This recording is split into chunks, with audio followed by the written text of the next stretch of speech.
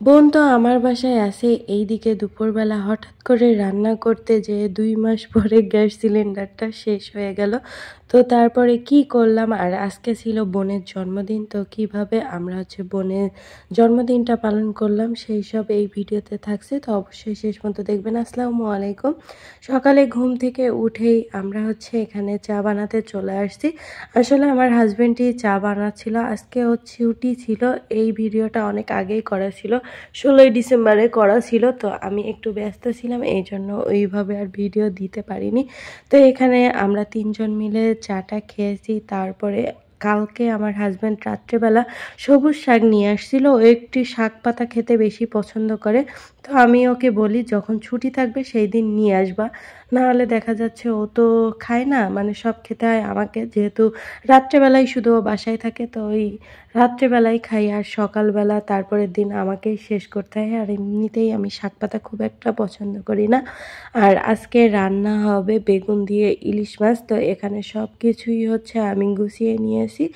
এখন প্রথমে আলুটাকে ভেজে নিব, তারপরে বেগুনটাকে ভেজে আমি ইলিশ মাছ দিয়ে আর কি কষিয়ে রান্না করে নিব। ইলিশ মাছটা ভাজবো না। আমি চাচ্ছিলাম যে আমার বোন যেভাবে খেতে চাই সেইভাবে তাকে রান্না করে দিতে। তো ও বলল যে কষিয়ে নিতে। আমার কাছেও না এভাবে মশলার ভিতর দিয়ে মাছ কষিয়ে রান্না করলে বেশ মজা লাগে। তো এখানে বেগুন দেওয়ার পরে হঠাৎ করে দেখি যে গ্যাস শেষ হয়ে গিয়েছে। আর এই একটা গ্যাস সিলিন্ডার আমার চলছে ২ মাস ১৫ দিন। তো চিন্তা করতে পারতেছেন কতদিন গেল। তো ফাইনালি এখন গ্যাস সিলিন্ডার শেষ হয়ে গিয়েছে। তো গ্যাস আনতে গিয়েছিল আমার হাসব্যান্ড, তবে দোকানেও গ্যাস ছিল না। ওনারা বলল যে বিকালবেলার দিকে গ্যাস আসবে, তারপরে যে নিয়ে আসতে হবে। তো বাসায় একটা রাইস কুকার ছিল। তো এই কুকারটাই ছিল শেষ ভরসা। তবে এই কুকারে একটু সমস্যা আছে, অনেক স্লো হয়, অনেক ধীরে ধীরে অনেক সময় নিয়ে তারপরে রান্না বান্না হয়। তো যাই হোক, ফাইনালি রান্না কমপ্লিট হয়েছে। তারপরে ওইভাবে হয়নি, তো কোনো রকম খাওয়া তো যাবে। আর সকালে কালকে রাত্রেবেলা যে ভাত রান্না করছিলাম বোনের জন্য, ওখানে একটু ভাত ছিল। ও আবার পান্তা ভাত খুব পছন্দ করে। তো ওই পান্তা ভাতটা ওই নিয়েছে। আমি বললাম গরম ভাত খাও, বললো যে না, ও নাকি ওই পান্তা ভাতটাই খাবে। তো তারপরে এখানে আমরা খাওয়া দাওয়া করেছি। আর তরকারিটা বেশ মজার হয়েছিল, যদি আরেকটু জাল দেওয়া যেত খুব ভালো হতো। তারপরে খাওয়া দাওয়া করে একটু রেস্ট নিয়ে আমরা বিকালবেলার দিকে আমি, আমার বোন, তারপর বোনের মেয়ে, আমরা যাচ্ছি ছোট বোনের বাসায়। আসলে ছোট বোনের বাসা আমার বাসা থেকে বেশি দূরে না, কাছেই।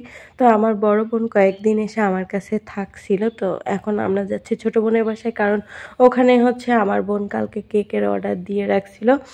যেহেতু আমার বোনের বাসায় অনেক মানুষ আছে, তো আমরা সবাই মিলে ওখানে যেয়ে কেক কাটবো। তো আমার বোন এখানে কেক নিয়ে চলে আসছে। এখনও পর্যন্ত ও নাম লেখেনি। ওর নাম লেখার জন্য যা যা লাগবে সব কিছু নিয়ে চলে আসছে। তো কেকের উপরে কি নাম লিখবে সেটা নিয়েই ওর টেনশন করতেছিল। আর আমরাও চাচ্ছিলাম যে শর্টে যাতে লেখা যায়। ও চাচ্ছিল যে ছোট্ট করে, মানে শর্টকাটে আর কি, কেকের উপরে কি লেখা যায় সেটাই। আর কেকটা দেখেছেন কি সুন্দর ছিল, খেতে সেই মজা ছিল। আর আমি যখন চট্টগ্রামে আসছি, তারপর থেকে যখনই এরকম মজাদার কেক খাই, তখনই শুধু মনে হয় যে সাতক্ষীরার কেক আর মহেশপুরের কেক এত বিচ্ছিরি। তো যাই হোক, এখানে আমার বোন নাম লিখছিল হ্যাপি বার্থডে নিউ মম, কারণ আমার বোন নতুন মা হয়েছে। তো সবাই মিলে কেক টেক কাটছি। তারপরে রাত্রেবেলা আমরা 8:30টার দিকে বাসায় চলে আসছি। তো এখানে আমার বোন একটু মাংস দিয়ে দিয়েছিল, তারপরে কালকে পুডিং বানিয়েছিল। তো বাসায় যেহেতু তার বাসায় অনেক মেহমান ছিল, তো অল্প একটু দিয়েছে। আর এখানে এই যে কেক পাঠিয়ে দিয়েছে আমার জন্য, আমার বোনের জন্য, তারপর আমার হাজব্যান্ডের জন্য।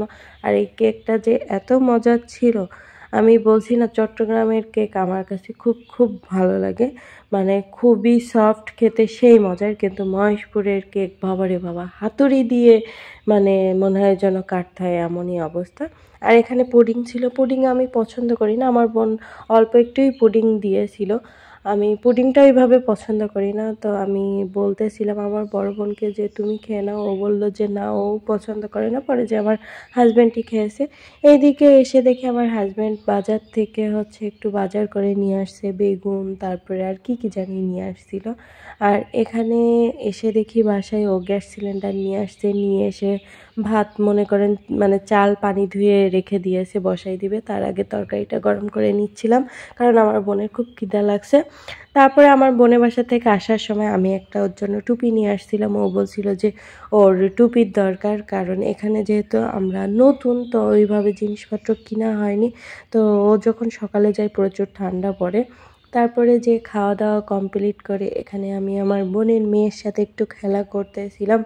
ওর সাথে যে খেলা করতে আমার এত ভালো লাগে, আর আমি না সবসময় ওর হাত পা এইগুলো দেখতে বেশি পছন্দ করি। এইগুলো খুবই ভালো লাগে আমার কাছে। দেখেন কি সুন্দর, মাশাআল্লাহ, কটটুকু কটটুকু আঙ্গুল ওর।